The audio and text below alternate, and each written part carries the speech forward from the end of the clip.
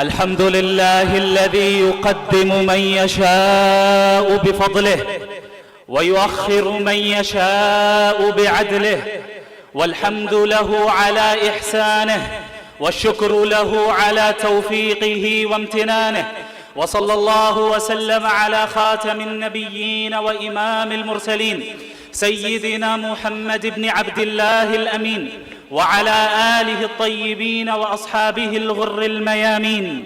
ما اتصلت عين بنظر ووعت أذن بخبر وسلم تسليما كثيرا كثيرا. أما بعد، فأعوذ بالله من الشيطان الرجيم. بسم الله الرحمن الرحيم. بل نقذف بالحق على الباطل فيدمغه فإذا هو زاهق ولكم الويل مما تصفون. صدق اللہ العظیم. عزیز طلبہ کرام، یہ میرے لیے شرف و سعادت کی بات ہے کہ میں اس وقت ازہر الہند ام المدارس دارالعلوم دیوبند میں آپ سے مخاطب ہوں. اللہ رب العالمین کا فضل و کرم ہے آپ تمام طلبہ کے اوپر بھی کہ آپ حضرات کو اس ادارے میں علوم شرعیہ حاصل کرنے کا اس نے موقع عطا کیا. یہ وہ ادارہ ہے جو فکر نانوتوی کا حامل ہے، اور فکر نانوتوی کے حاملین وہ ہیں جنہوں نے دنیا کے مختلف ممالک میں رہ کر انسانی زندگی کے ہر شعبے میں دین اسلام کی اشاعت اور دفاع کا خدمت انجام دی اور ابھی بھی دے رہے ہیں. اللہ رب العالمین نے محمد الرسول اللہ صلی اللہ علیہ وسلم کے ذریعے جو پیغام اور جو تعلیم پوری امت کو دی ہے، بلکہ پوری انسانیت کو دی ہے، وہ تعلیم یہ ہے کہ ہم اور آپ ایک با مقصد زندگی گزاریں اور ہمارے ہر کام کے پیچھے مقصد ہو. یہی وجہ ہے کہ جب ہم اپنے اسلاف کی زندگی کو دیکھتے ہیں تو ان کے کاموں کے پیچھے ہمیں متعدد حکمتیں نظر آتی ہیں، اور ہمیں یہ معلوم چلتا ہے کہ ان کے ہر کام کے پیچھے ایک مقصد ہوا کرتا تھا. اور وہ مقصد کیا تھا؟ وہ مقصد صحیح معنی میں یہ تھا کہ ہم اللہ کو راضی کرنے والے بن جائیں، ہم اللہ کی معرفت حاصل کرنے والے بن جائیں، اور اللہ کو راضی کر کے جنت کو حاصل کریں، اور اس کے دین کا دفاع کریں، اور اس کی حفاظت کریں، اور اس کی نشر و اشاعت کریں. یہی وجہ ہے کہ ہمارے اسلاف نے اس بات پر زور دیا کہ ہمارے اندر نافعیت پیدا ہو. فَأَمَّا الزَّبَدُ فَيَذْهَبُ جُفَاءً وَأَمَّا مَا يَنْفَعُ النَّاسَ فَيَمْكُثُ فِي الْأَرْضِ كَذَلِكَ يَضْرِبُ اللَّهُ الْأَمْثَالَ. کہ جو جھاگ ہے وہ ختم ہو جاتا ہے، لیکن جس کے اندر نافعیت ہے وہ باقی رہتا ہے، اور اللہ اسی طرح مثالیں دیتا ہے. حضرت مولانا ابو الحسن علی الحسنی الندوی رحمت اللہ علیہ نے اس آیت کے ضمن میں یہ فرمایا کہ ڈاروینین ایولیوشن کے ماننے والوں کے نزدیک بقائے اصلاح کا قانون ہے، اور جبکہ قرآن کریم نے جو اصول پیش کیا وہ یہ ہے کہ بقائے انفع کا قانون پیش کیا، کہ اس دنیا میں وہ باقی رہے گا جو زیادہ نفع بخش ہوگا، اس دنیا میں وہ باقی رہے گا جس سے لوگوں کو نفع پہنچے گا. لہٰذا اگر ہم نے اور آپ نے اپنے اندر نافعیت کو پیدا کیا جس کے ذریعے تمام انسانوں کو نفع پہنچے، تو یاد رکھیے باقی آپ ہی رہیں گے، باقی آپ ہی رہیں گے. یہ اللہ کا قانون ہے، یہ اللہ کی سنت ہے، یہ قرآن کا اعلان ہے. لہٰذا اس بات کا عزم کرنا ہے ہم سب کو کہ ہم اور آپ اسلام کی حفاظت کی خدمت انجام دیں گے، اور ہر زمانے میں جتنے نئے فتنے اٹھیں کبھی ان فتنوں سے ہم مروب نہیں ہوں گے.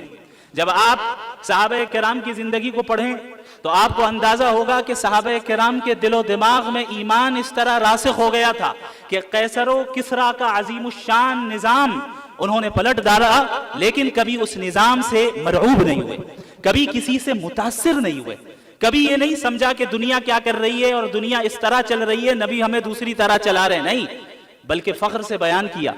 ایک شخص نے ایک صحابی رسول سے استہزان کہا، ارے تمہارے نبی کیا استنجا کرنا بھی سکھاتے ہیں؟ انہوں نے یہی جواب فخر کے طور پہ کہا کہ جی ہاں، استنجا کرنا بھی سکھاتے ہیں.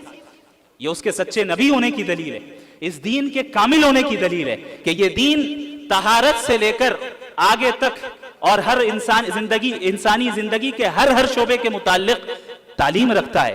یہ اس دین کی خصوصیت ہے. یہی وجہ ہے کہ جب ہم اسلام کی بات کرتے ہیں تو کامل اسلام کی بات کرتے ہیں.